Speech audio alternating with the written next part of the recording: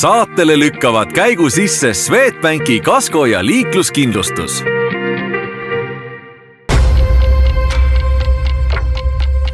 Mobile autokeskus. Järelturu boss. Ideaalautos on autovahetus kiire ja lihtne. Meie müügisalongis ootab sind lai valik garantiilisi vähekasutatud autosid. Rootsist tellitud auto kätte vaid 7 päevaga. Autoportaalis saad lisada müügikuulutuse tasuta. Autoportaal.ee. Osta, müü, rendi.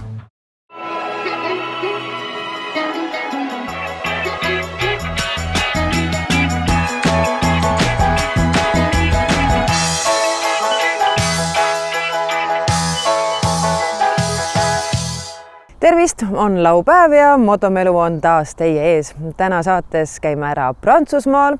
Kaspar proovib oma auto peal uusi stekitoonkilesid ja saadet alustame ühe ägeda auto proovisõiduga, nimelt uus Kia EV5. Meie tänane proovisõiduauto on Kia EV5, mis on justkui Kia EV9 väike vend. Sama jõuline välimuse poolest, sama äge, aga lihtsalt palju väiksem. Kial on tõesti viimase 2 aasta jooksul on mudelirivi põhimõtteliselt uuenenud. Et vanad mudelid on välja läinud, uued mudelid on asemele tulnud ja hästi palju ka uusi mudeleid ja loomulikult uutest mudelitest siis mitte ainult sisepõlemise mootoriga autosid, vaid peamiselt siis just elektriautosid. Et selle aasta lõpuks on meil mudeli valikus kokku 9 erinevat mudelit. Kia EV5, peamiselt ta pakub head läbisõidu ulatust ehk et ütleme 500 kilomeetri kanti on võimalik siis selle autoga läbi sõita. Siin on peal soojuspump ehk et ta on ka võimalikult külmakindel, et saab ka talvel pikki vahemaid läbida. EV5 näol on tegemist tõeliselt mõnusa ruumika pereautoga ja seda on siit näha. Kui ma sätin oma istme paika, siis minu selja taha mahub ka kenasti meesterahvas istuma, ilma et põlved mul seljas oleksid. Sõita on selle autoga ülimugav. Ta on vaikne, ta on selline sujuv, võib-olla kui sa tõesti mingit sportpüssi elamust otsid, siis seda auto kindlasti ei paku. Aga mis mulle väga meeldib, on see ai-pedal, ehk siis see nii-öelda ühe pedaaliga sõitmine. See põhimõtteliselt auto sõidab sinu eest. Nii et vaatamata sellele, et tegemist on suure ja ruumika autoga, ta on vaikne, mugav ja hästi hea manööverdamisvõimega. Kia on alati suurt rõhku pööranud ohutuse poole pealt ja nii kui minagi siit parklast välja sõitsin, siis auto kohe andis teada, et ees on auto tulemas. Ta mitte ainult ei andnud alarmiga teada, vaid ta hakkas ka rooli väristama, et sa jumala eest ikka seda ohtlikku hetke maha ei magaks, nii et väga väärt lisa. Ma näitan sulle midagi ägedat, et Kia Connect äpist saab autot ise liigutada, et nagu mudelautot. See on hea selle jaoks, et kui on kusagil kitsastes kohtades või on mustad autod ümberringi, siis saab talvel puhta jopega autosse istuda. Ei pea auto uksi ära kraapima ja ega ennast ära määrima. Ja auto tunneb tegelikult ära ka teemärgistust, et kui siis näiteks parkimiskohta on vaja sisse sõita, siis tegelikult auto tunneb ära parkimiskoha jäljed ja suudab ka siis pöörata siis parkimiskohta, et see ei pea olema nagu täpselt õigesti ennem ära pargitud. See autosse sisse istudes ütleme nii, et kohe sellist tohutut üllatust ei olnud, tuttavad ekraanid on olemas ja mis mulle väga meeldib, on loomulikult need nupud. Mõned asjad siiski võiks jääda nuppude alla. Üks äge avastus, mille ma leidsin Kia EV5 puhul, on sõrmejälje lugeja, täpselt nagu telefonidel.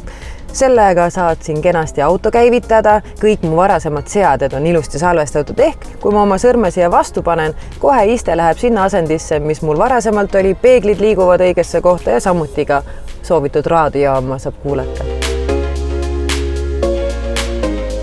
Kuna tegemist on elektriautoga, siis ma arvan, mis võiks olla parem, kui sul on elektriauto, millele on 7 aastat garantiid ja akule veel eraldi 8 aastat garantiid. Nii et ma arvan, keegi teine küll sellisele pakkumisele vastu panna täna veel ei suuda. Juba saab tegelikult ka ostma tulla, et hetkel pakume 2-veolisi mudeleid, aga suvest siis lisandub ka 4-veolised mudelid ja ka siis selline natukene äkilisem sportlik GT-versioon sellest autost. Hinnalipik algab 48 500 ja jõuab sinna 60 000 ringi välja. Täna kõik siis enamus suuremaid Kiia esindusi pakuvad Kiia EV5-ga proovisõiduks, nii et saab tulla vaatama ja proovida. Nii nagu Monika ütles, minge proovisõitu tegema, otsige see uus Kiia EV5 üles ja ma räägin, oma silm on kuningas ja oma tagumiku tunnetus on kõige parem, sest mine tea, äkki just see Kiia EV5 on just sinu järgmine uus auto.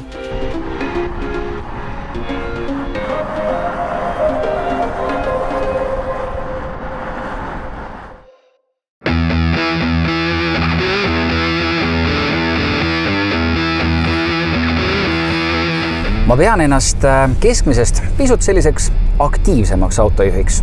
40 + 1000 kilomeetrit aastane läbisõit tähendab seda, et ma viibin autos väga palju aega. Siin autol olid ees ka pisut toonitud klaasid ja otse loomulikult lootuses, et see kõik võtab päikesekuumust kinni. Paraku ma eksisin. Aga STEK pakub ju kilesid, mis võtab valdava enamuse päikesesoojusest kinni ja tahan ka mina, et minu edaspidised sõidud oleksid võimalikult mugavad. Seega oli aeg klaaside kile välja vahetada. Kui tihti tuleb teil ette selliseid kliente nagu mina, et inimene sõidab oma autoga, millel juba on toonkiled peal, teie töökotta ja ütleb, et sõbrad, see on jama, mis mu auto peale on paigaldatud, pange midagi head siia. Eks neid inimesi ikka tuleb, et paljudele teadlikud sellest, et sa mitte ainult ei saa lisada privaatsust enda autole, vaid sa saad lisada ka kuumustõrjet. Et kui on soojad ilmad Eestis, siis on ju hea, kui auto oleks jahe. Inimesed arvavad tõepoolest, et mida tumedam on siis toonkile, et seda rohkem ta püüab siis soojusenergiat kinni. Tegelikult see nii ei ole. Kui me võtame võrdluseks näiteks STEK Next-seeria toote, siis STEK-i kõige heledam toonkile püüab kinni palju rohkem soojusenergiat kui mõne teise tootja kõige tumedam kile. Siin STEK-i kontoris on jube mõnus seade. See kuumuslamp, siin on näiteks see kõige tüüpilisem toonkile, mida siis Eestis võib-olla paigaldatakse ja no tegelikult on tuline. Siin on juba käel tuline. Võtame siit Next Plus seeria oma. Panen käe vastu klaasi ja ta on pigem leige. Mul on väga raske tõestada seda, mida ma tunnen oma käega, aga see, mida näitavad aparaadi numbrid, see võiks juba tõestada ju. Nonii, aga teeme siis numbritega ühe testiga. Paneme kõigepealt Next Plus seeria ette. Ja selle aparaadi järgi ta blokeerib ära 96% läbitulevast kuumusest, siis ütleme nii. Ja nüüd on ees selline klaas, mida kõige rohkem vast võib-olla Eesti turul paigaldatakse ja see kõige laiema heledusastmega võtab ainult 16% sellest läbitulevast kuumusest, infrapuna kuumusest ära, nii et tegelikult on see tulem ikka jube suur. Aga miks siis seda STEK-i kilet nii vähe veel on paigaldatud? Kas asi on selles, et on niivõrd uus tehnoloogia või see väärarusaam on veel nii kinnistunud? Eks see pigem sõltub paigaldajatest. Osadele meeldivad muutused, teised on jälle harjunud mingisuguste kindlate toodetega ja on seda aastaid pannud ja paigaldajad ei lähe innovatsiooniga kaasa. Nii nagu STEK on olnud innovatiivne värvikaitse kiledega, on ta olnud innovatiivne toonkiledega. Paigaldajate jaoks on siis STEK-i toonkiled palju mugavam paigaldada, kuna STEK-i kiledel on võimalik volt ajada välja mitmes suunas, võrreldes siis traditsiooniliste kiledega, mida on võimalik ajada välja vaid kahes suunas. Klientide jaoks on kindlasti see, et on puhtad selged toonid ja praegu on ka STEK-i kiledel eluaegne garantii. Kuidas need inimesed võiksid saada endale STEK-i kile, kes tõepoolest tahavad saada enda autole head asja peale? Üks võimalus on minna otse paigaldaja juurde, küsida STEK-i kilet. Teine võimalus on minna STEK-i kodulehele, seal leiate päringuvormi, kus saate lisada enda autoandmed, enda informatsiooni ja seal siis saate valida ka piirkonna, kus te asute ja selle vastava piirkonna paigaldajatele laiali, kes saavad siis teile teha hinnapakkumise. Kas mõni paigaldaja, kes tahaks ka hakata STEK-i panema autodele peale, saab veel liituda selle perekonnaga? Ja otse loomulikult, et nimekiri on avatud, et kui mõni paigaldaja tunneb, et ta sooviks STEK-i proovida, siis võtke julgelt ühendust. Ja samuti, kui keegi tunneb huvi, et sooviks õppida selgeks, kuidas toonkile paigaldada, siis samuti selle kohta leiab meie kodulehelt infot. Kokkuvõtteks ma ütlen küll, et vahe on drastiline. Kas kasutada odavama otsa ja paraku siis natukene ka kehvemat kilet või võtta siia autole korralik kvaliteetne stekk-kile. Kui ennem ma ikkagi tundsin ka läbi toonitud klaaside seda tohutut päikese kuumust, siis nüüd täiesti nulltooniga ei ole seda absoluutselt tunda. Kellel soov oma sõidud mugavamaks teha, kes tahab, et auto kliima ei peaks ennast segaseks huugama suvisel ajal, siis tehke see investeering ära ja uskuge mind, sõbrad, teie teekonnad muutuvad palju mõnusamaks.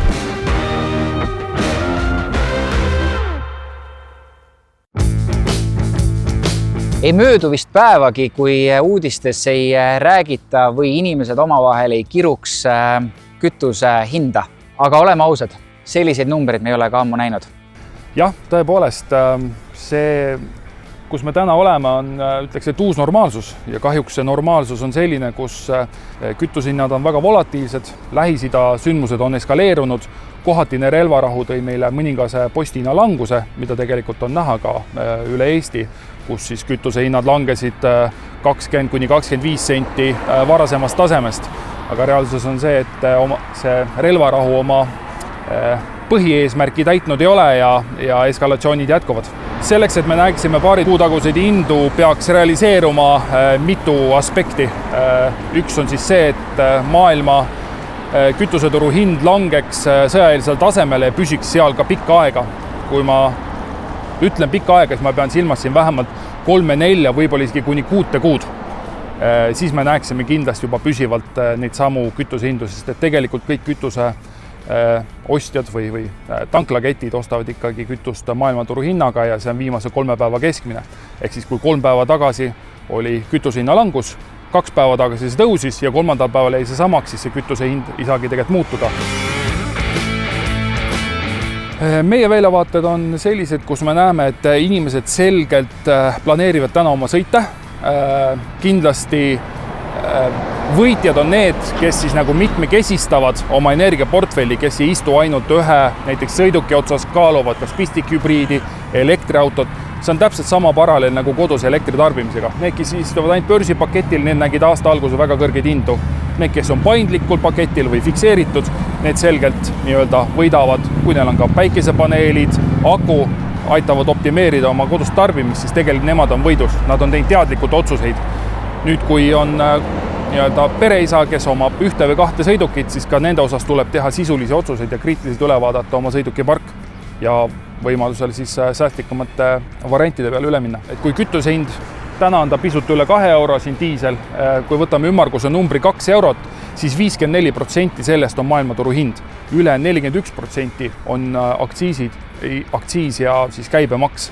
Ehk siis esimest osa, ehk siis maailmaturunda meie ei saa mõjutada, küll aga riik saab maksude näol aktsiisi ja käibemaksu muuta, nii et ajutine või tähtajaline maksuleevendus kindlasti tooks väga suure abi iga lõpptarbijani, kus juures seal mitte ainult auto omanikele, vaid ka tegelikult nendele, keda mõjutab ühistransport, toit, tooted, teenused, et tegelikult see hind jõuab lõpptarbijana väga selgelt välja.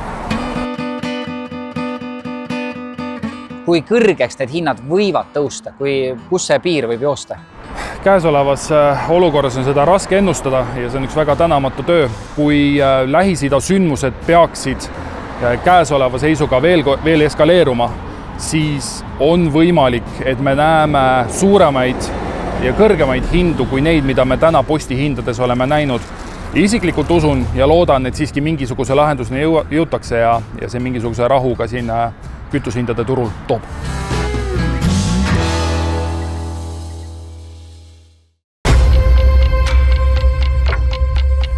Mobile autokeskus. Järelturu boss. Ideaalautos on autovahetus kiire ja lihtne. Meie müügisalongis ootab sind lai valik garantiilisi vähekasutatud autosid. Rootsist tellitud auto kätte vaid 7 päevaga. Autoportaalis saad lisada müügikuulutuse tasuta. Autoportaal.ee. Osta, müü, rendi. Sõida Swedbanki netipanka, sest meilt saad tavalisest laiema kaitsega kasko ja hea hinnaga liikluskindlustuse.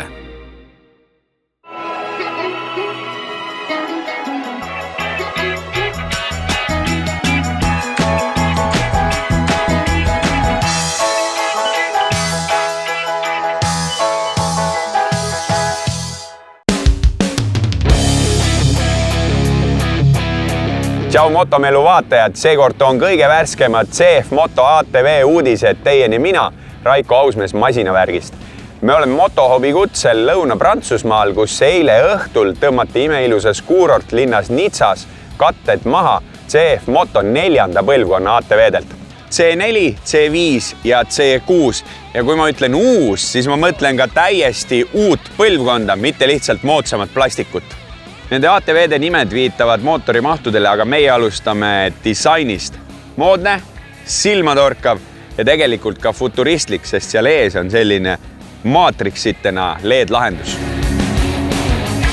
Lisaks sellele ägedale disainile on nad kõik saanud endale ka uued mootorid ja variaatorid. Näiteks C4 mudelil on nüüd 33 hobujõudu, mis on 7% rohkem ja tegelikult on ka vääne kasvanud lausa 11%.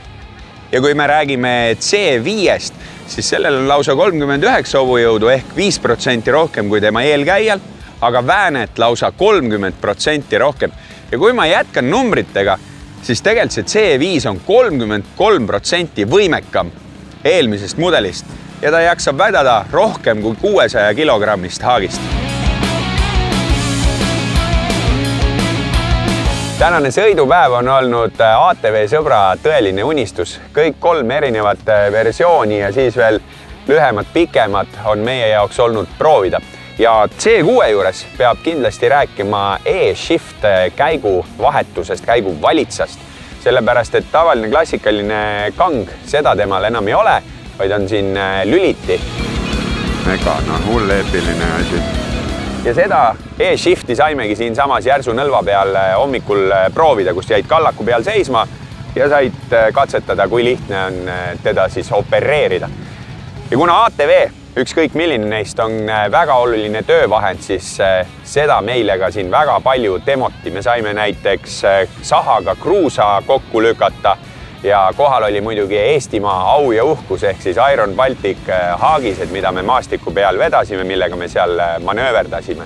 Selle sahaga lükkamise käigus sai selgeks, et C6, see uus nupulahendus ja just, et vintsi nupud on toodud su pöidlale lähemale, ülimugav kasutada.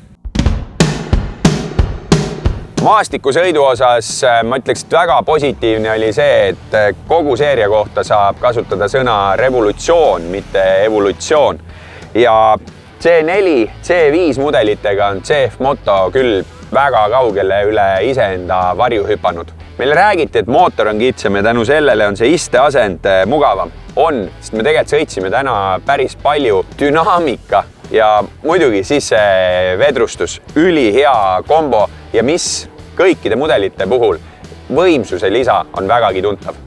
Kuigi numbrid tähistavad kubatuuri ehk siis 400, 500, 600, siis ma tooksin siia paralleeli autode maailmast. Sellepärast, et ammu enam ei ole mootori maht oluline ja võibki öelda, et C5 on pigem võrreldav eelmise 625 mudeliga ja C6, no ma julgen võrrelda seda eelmise 800-sega. Esimene pakiraam kannatab 40 kilogrammi, tagumine 80 kilogrammi ja mis tegelikult igasuguste numbrite juures on oluline, kütusekulu on vähenenud 20% ja hooldusvälp on pikem, mis tähendab, et sina oma igapäeva kuludelt säästad. Aga nüüd ma räägin teile C6 Pro mudelist. Kõigele eelnevale lisaks tuleb mainida veel sujuvam, siidisem sõit, sest C6 Pro mootoril on 2 tasakaalustusvõlli. Ja mida CF Moto meile lubab, et see mootor ja kogu ATV saab väga palju paremini hakkama ka suures pakases ehk -25-30 ei ole talle prooviks ehk kui jõuab Eestimaa talv kätte. Me testime seda. C6 Pro'l on 54 hobujõudu ja 0-60-ni, mis on ATV maailma oluline kiirendus, läheb see masin alla 4 sekundi. Ja mis oluline, see masin on tutskem, ta on laiem, pea 30% rohkem amordikäiku ja clearance 320 millimeetrit. Kõigil 3 masinal on värvilised ekraanid, aga see C6 uus suur display, vau, ikka väga premium tunne ja mis muidugi teeb selle kasutamise ju taaskord lihtsaks on see, et siin on ka Apple CarPlay võimekus. ja hea vaataja, mis muidugi sulle on oluline, siis C4, C5 CF Moto esindustes selle aasta esimeses pooles ja C6 aasta lõpupoole.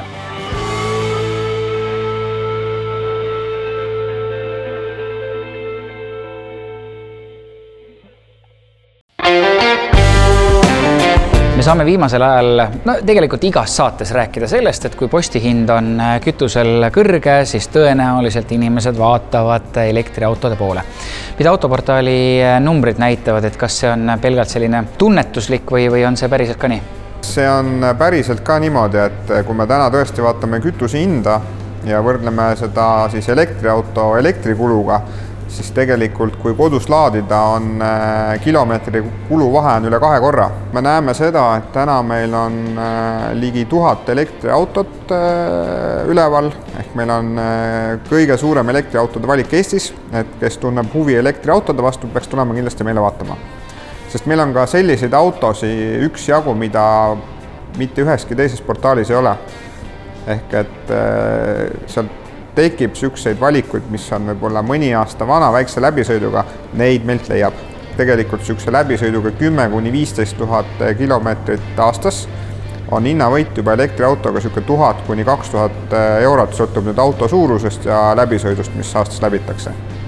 Ehk siis täna on tekkinud selline olukord, et enam ei pea võib-olla nii väga vaatama elektriauto hinda, sest kui me räägime kasutatud autodest, siis näiteks Peugeot 2008 puhul, mida meie portaalist ka leiab, on bensiinimootoriga auto ja elektrimootoriga auto suhteliselt samasse hinnaklassi. Ehk et seal kuskil 200–220 eurot kuus saad nii elektriauto kui ka bensiinimootoriga auto. Olen kuulnud, et elektriauto kaotab oma hinda oluliselt kiiremini kui sisepõlemismootoriga auto. Kas jälle kellegi väär arusaam või tegelikkus? Vastab tõele selles osas, et esimesed elektriautod, mis turule tulid, olidki premium autod, kõik väga kallid autod, mis maksidki seal 50 pluss 1000, 100 000 eurot. Ja kui me võrdleme sisepõlemismootoriga autoga, mis maksab ka 100 000 eurot, siis nende hinnad kukuvadki kiiresti. Aga täna on tulnud palju keskklassi autosi turule, mille hinnaklass on seal 40 000 eurot suurusjärk. Ja kui me nüüd jällegi vaatame kasutatud autode poole, siis väga mõistlik on osta 1–2 aastat vana elektriauto, mille esimene suurem hinnakukkumine on juba ära toimunud, aga garantii on autol veel peal. Ehk et see tundub täna väga mõistlik ost, sest suure tõenäosusega see hinna kukkumine enam nii suur ei ole elektriautol. Selle auto puhul on tegemist väga mõistliku autoga selle tõttu, et selle auto kuumakse on suurusjärk 250 eurot, natuke vähem isegi. Ja kui nüüd mõelda, palju on bensiinimootoriga auto liisingu kuumakse, see on samasse suurusjärku. Aga siin tekib lihtsalt see vahe siis, et tekib märkimisväärne kokkuhoid elektrist, pluss siis on ka see, et hoolduskulud ja remondikulud on märkimisväärselt madalamad. Rusikareegel on umbes pool. Minu soovitus on selline, et need inimesed, kellel on kodus laadimise võimekus olemas, need peaksid kindlasti vaatama elektriauto poole, sest see on igal juhul odavam. Aga vaadates tänaseid kütusehindu, isegi kiirlaadijas laadimine on odavam kui sõita bensiinimootoriga autoga. Selline saade sai sel korral, suur aitäh, et vaatasite ja kui teil on mõtteid, ideid, ettepanekuid, siis kirjutage, et mis meie saates veel võiks olla. Aga teiega kohtume juba maikuus ja nagu ikka laupäeval 11.30 ikka Kanal 2.